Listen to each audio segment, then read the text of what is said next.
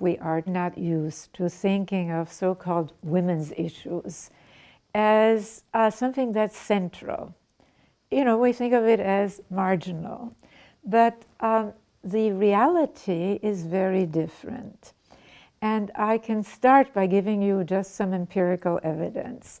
We did a study at the Center for Partnership Studies. It was a pioneering study. We did it in 1995 in time for the Beijing Women's Conference. And we compared two bundles of statistical data from 89 nations. One bundle was quality of life, infant mortality, access to potable water, human rights ratings, environmental ratings. The other bundle, and of course there was a little overlap, consisted of measures of women's status. And what we found is that in significant respects, the status of women can be a better predictor of general quality of life in a nation than GDP. And that has since been verified by a number of other studies.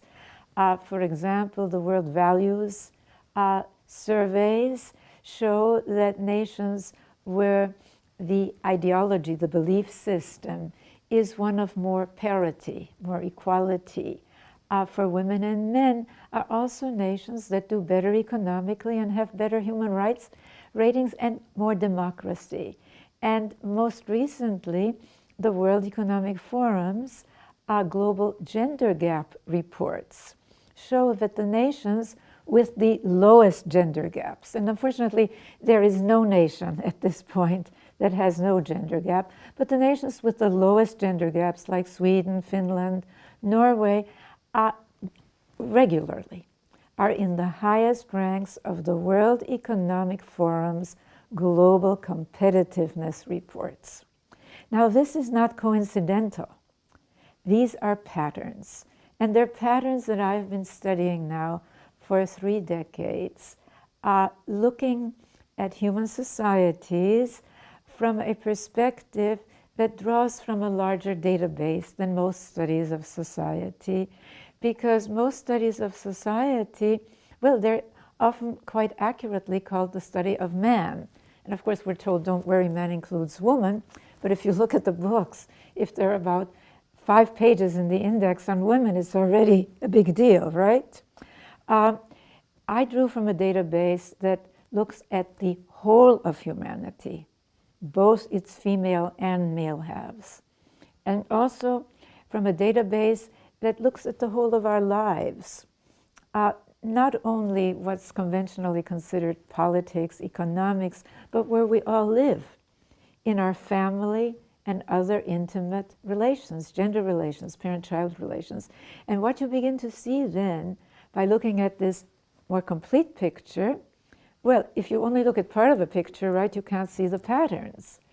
By looking at this more larger, more complete picture, you begin to see patterns, configurations that keep repeating themselves. And yes, these are configurations in which indeed, as I said, the status of women, how a society, let's back up for a moment.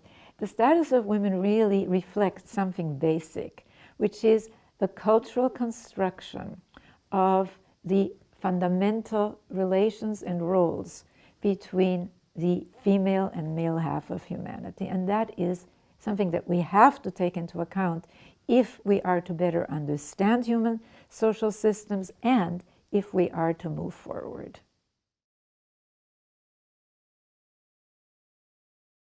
GDP, gross domestic product, or GNP, gross national product, really only measures goods and services that change hands in a certain period of time. Number one, this doesn't tell us anything about what's happening to people's lives on the ground. Also, it doesn't tell us anything about what we need to do to have better outcomes. It's like a snapshot, isn't it, of a very small piece of what really makes an economic system. In fact, GDP actually includes activities as productive that harm and take life. Making cigarettes, selling cigarettes, the health costs, the funeral costs, they're all great for GDP. Oil spills, wonderful GDP. You know, they're all part of GDP. The cleanup costs, the lawsuits that go on and on and on with all these depositions, huge addition to GDP. But not only that, GDP does not take into account the activities that actually support life. And this is a major shortcoming that I've addressed in my work, especially in my book, The Real Wealth of Nations, where I point out that we have to take into account the life-sustaining and life-enhancing and the activities that support human development, especially now as we move from the industrial to the post-industrial knowledge service age. We have to really look at the work of care, the value of the work of care, not only in the market, but also in homes, which is not considered in GDP, even though we now have studies. For example, a recent Australian study showed that if this work in homes of caring for people, starting in early childhood, work that is still primarily performed by women, of course, if it were included, it would constitute 50% of the reported GDP. So we are missing a huge part of the picture. And this is why we at the Center for Partnership Studies have developed a new set of indicators that we call social wealth economic indicators. And they consist of two kinds of indicators. One, human capacity measures, and the other one is investment in care work, in the work of caring for people, in early childhood education, support for policies such as paid parental leave, all the things that are essential for economic success in our post-industrial knowledge service age, when economists never tire of telling us that the most important capital is what they call high-quality human capital. That is not just produced in universities.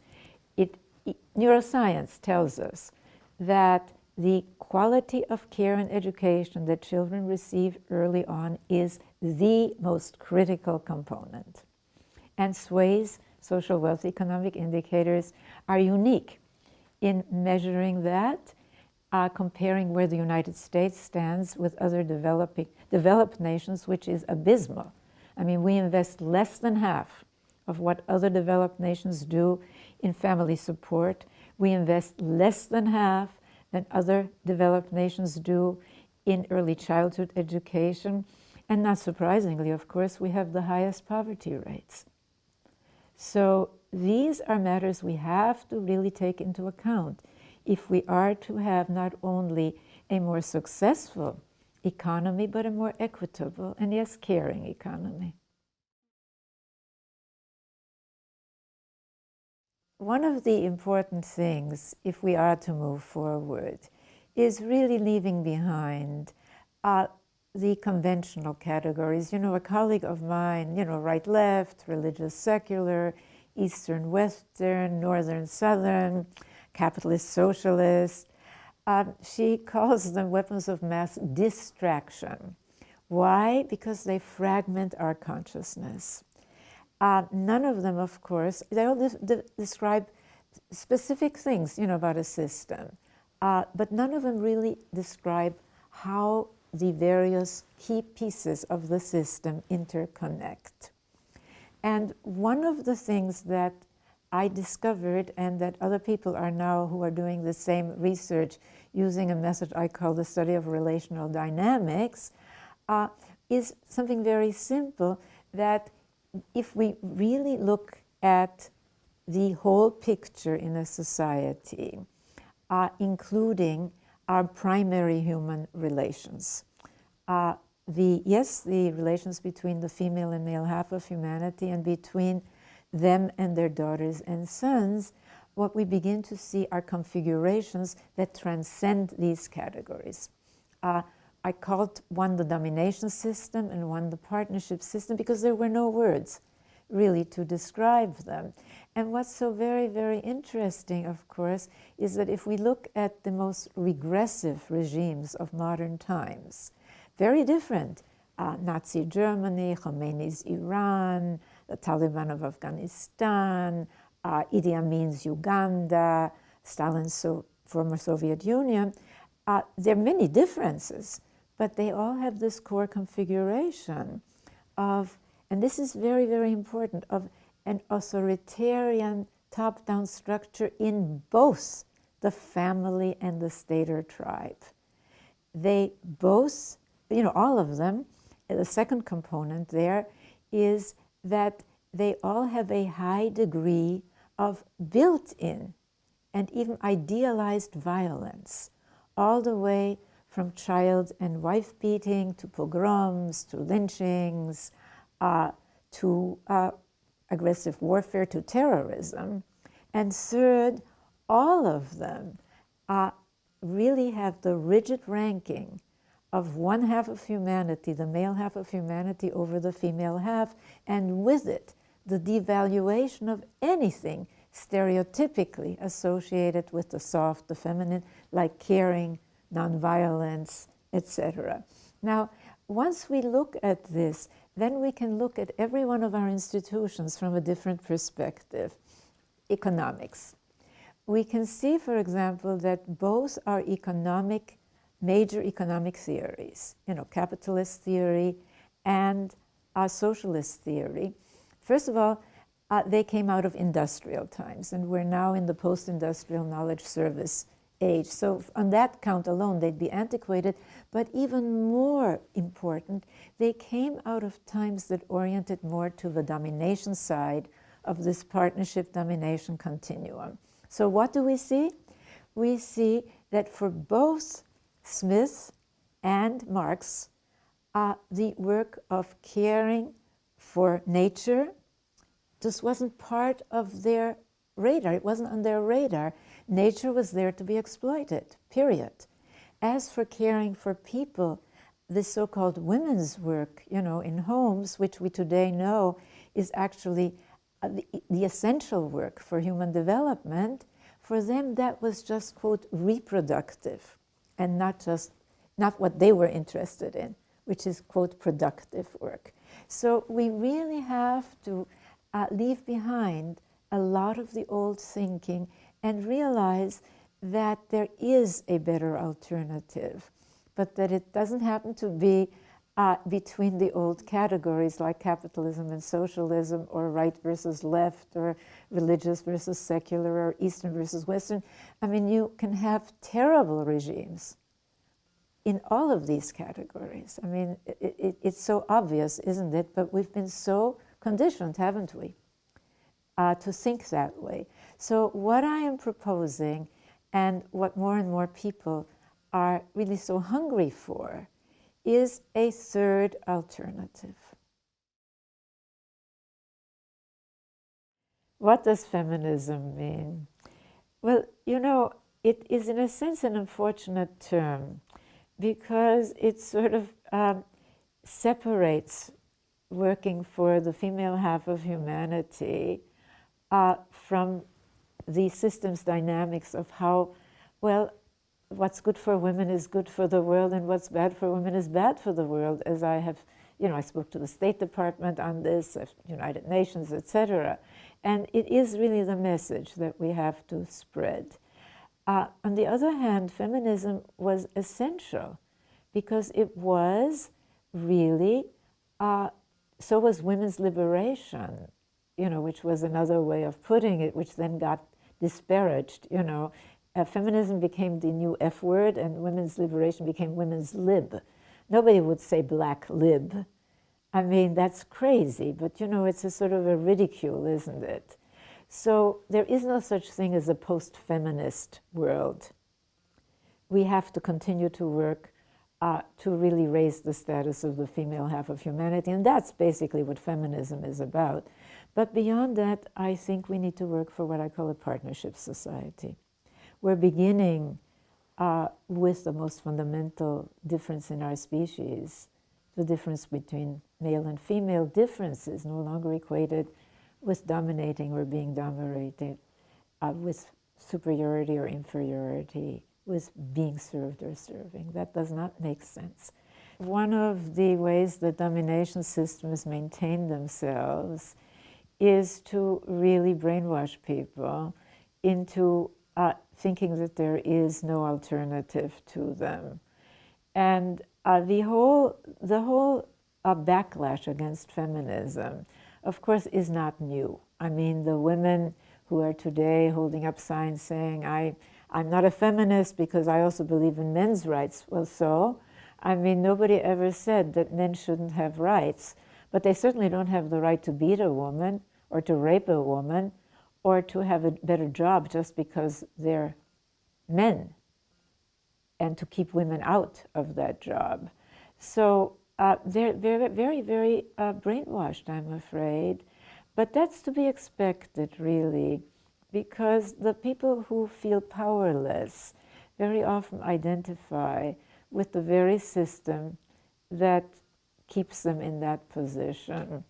But our job is to sort of very patiently explain to these young women, many of whom actually have professional jobs, that just about 30 years ago, if it hadn't been for feminism, they wouldn't be where they are today. And if it hadn't been for feminism, say about 70 years ago or 100 years ago, they wouldn't even be able to go to a university. And if it hadn't been for feminism, they could not administer somebody's estate, because that was supposed to be only a male province. They could not get into a law school or a medical school. I mean, that was just completely off bounds. The problem is this: we are not taught women's history. We're taught Women's History Month. Just, well, the kids get it. It's not part of the main event. It's just a marginal ancillary issue. That's why in the book that I wrote on education, Tomorrow's Children, it's a very gender-balanced curriculum, and that's what we have to work for. And I don't have any illusions that it'll happen tomorrow. On the other hand, that book is there, and it has some very, very useful resources for just that. But I think that the notion that this is a post-feminist age and that it's somehow not the, shall we say, acceptable thing to be a feminist is absolute nonsense.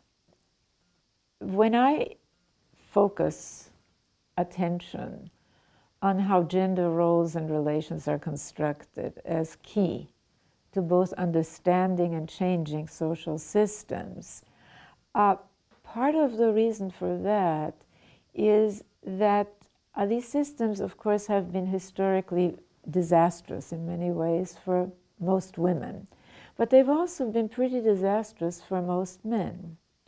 To begin with, men have historically had to give their lives, their bodies, because some guy on top wanted more real estate. I mean, that is part of domination history throughout all of recorded history. But also, men have to suppress part of their humanity. It isn't their quote feminine. I mean, we can call it that. But it's part of their humanity, their capacity for empathy, for caring. Really, it's just as bad as having women suppress so much of their capacities, for assertiveness. I mean, if a woman is assertive, she's a ball breaker, she's terrible. But there's so many ways. Even when men are on the top of the heap, be it in a state or in a tribe, they're constantly insecure because there's some other guy coming to displace them. I mean, the whole system is a mess. Now, some ranking, some hierarchy, I've made that very, very clear, is part of all social systems.